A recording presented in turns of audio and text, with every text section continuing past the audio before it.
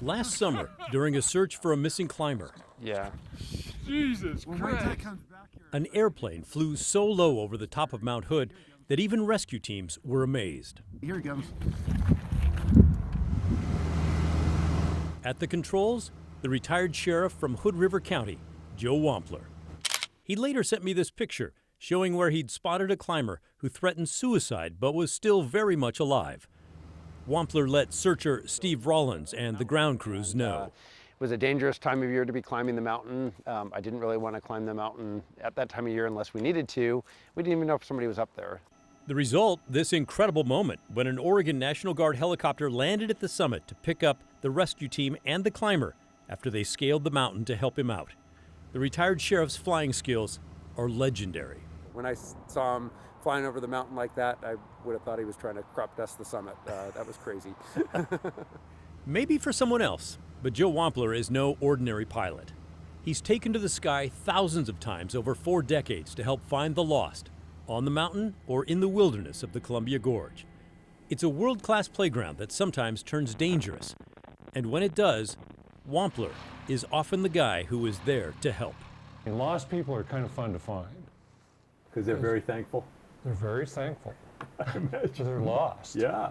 He understands their fear and is driven to bring them out safely. Those that spend days out there and stuff, I mean, there's lions and tigers and bears are real in the wilderness. Yeah, no kidding.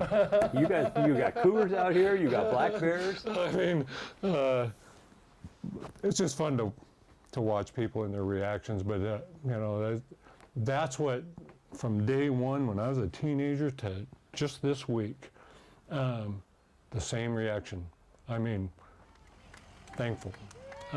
Thank you very much. I mean, they can't pay anything, and nobody cares about that.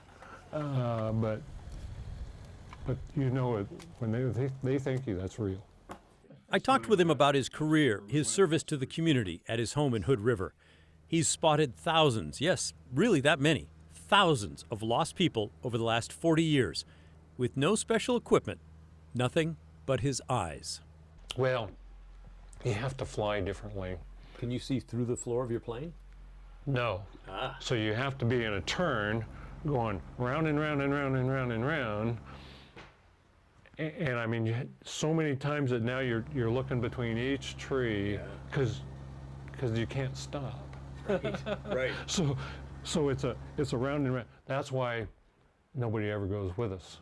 Sometimes he takes pictures with his phone as he flies over the forest at treetop level, banking the plane to see better out the side. This is one of those pictures. It gives you an idea of how sharp his vision is. Can you spot the missing hiker among the trees? Now I gotta remember where she's at here. That white spot. That's all he saw. There she is. Yeah, there, right there. That's all it took. That's her right there. Here's another one. A lost hiker at the base of a waterfall. She's wearing a blue coat, and she's right next to the computer pointer.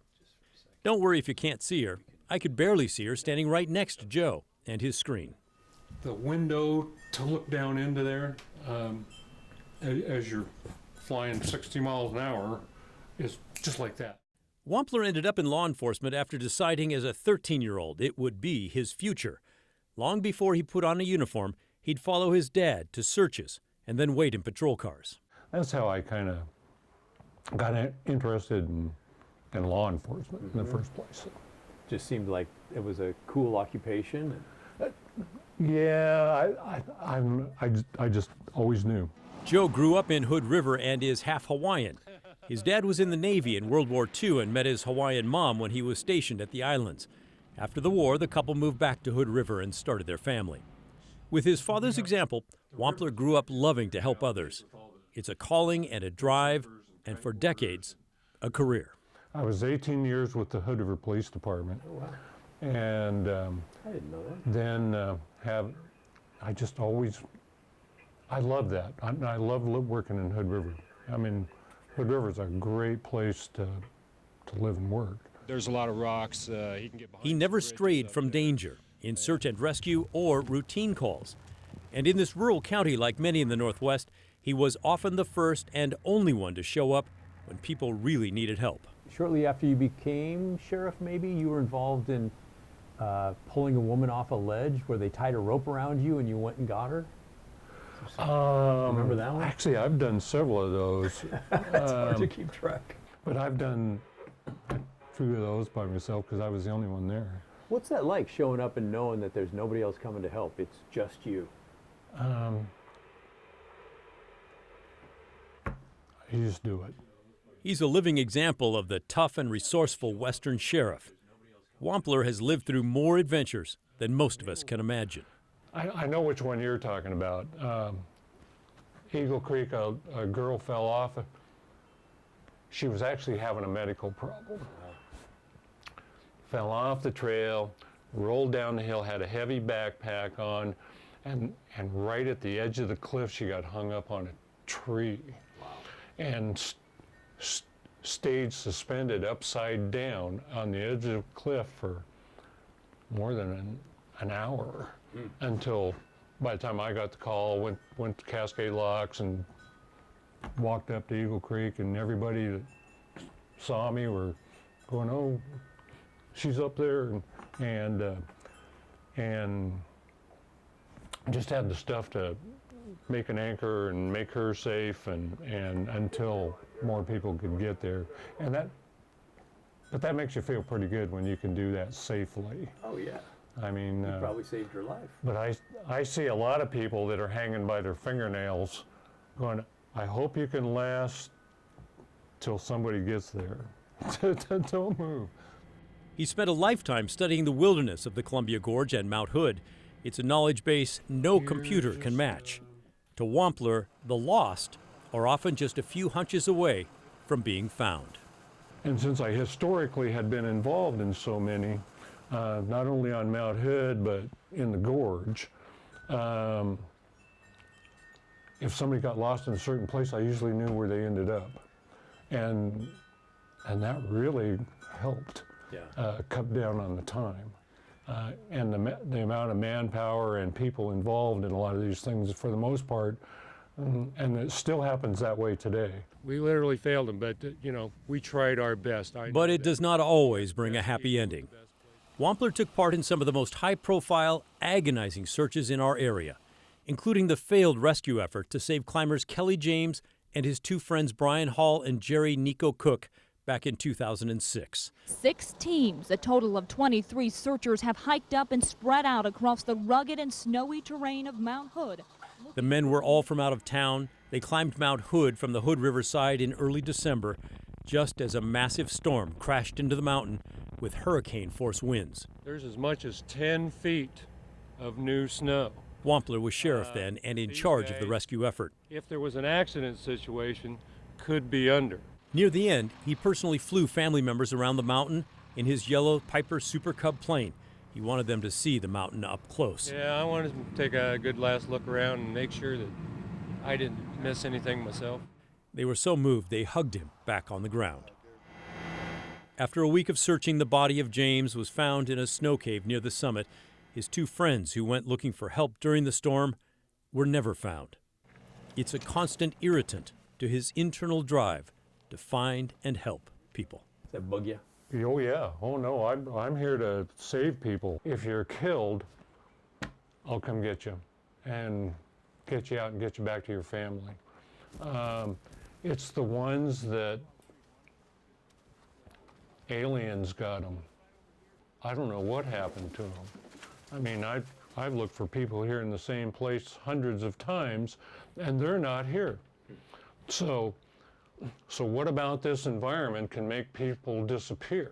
He thinks it may be the massive crevasses that open and close on the mountain.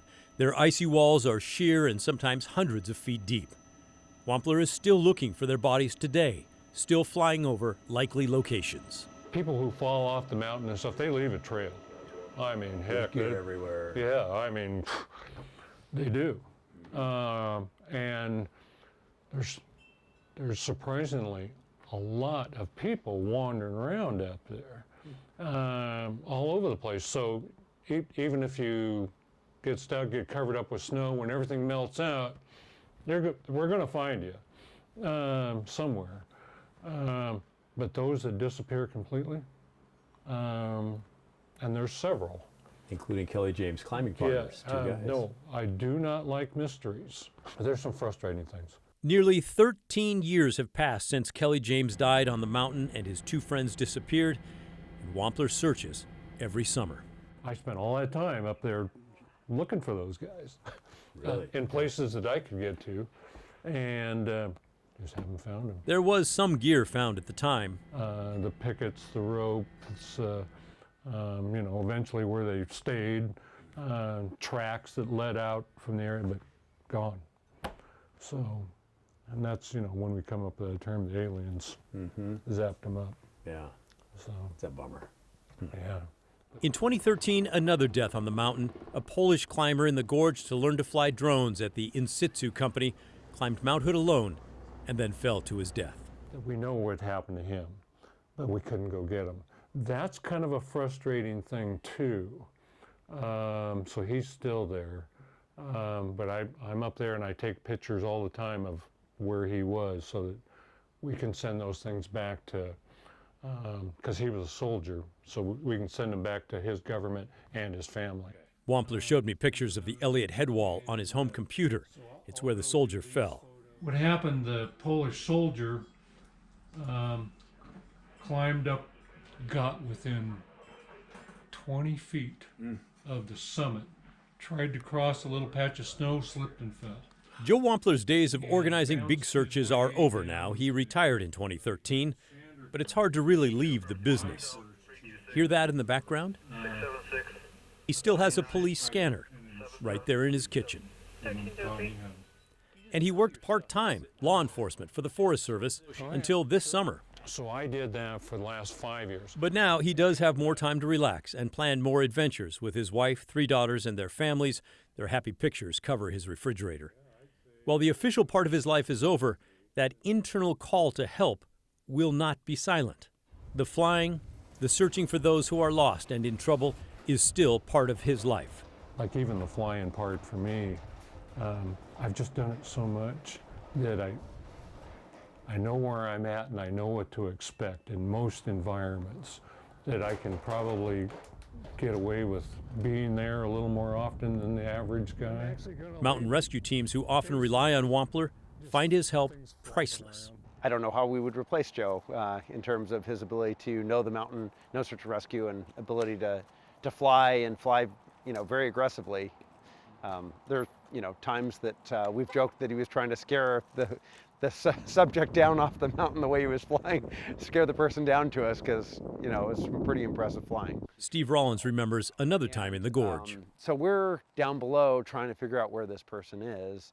And Wampler's flying around in the gorge. It's like, oh yeah, I got her and everything. And he's pretty good at giving us rough GPS coordinates. But then he was just like, she's right here, and he's kind of flying like we thought he was going to fly right into the side of the cliff, and he's trying to scare her off the cliff because, like, I'd be a little scared seeing this plane come straight at me and zing straight up. I don't need rescue that bad. Stay away, stay away. Because sometimes people are like expect this beautiful little helicopter come down, pluck them off. Instead, they get an ace pilot with a powerful yellow airplane who will lead rescue teams right to the scene. But you could have, when you retired as sheriff, you could have retired from everything. Why do you keep going with the Well, I volunteer? have. I mean, I only do what I want to do. All right, fair enough.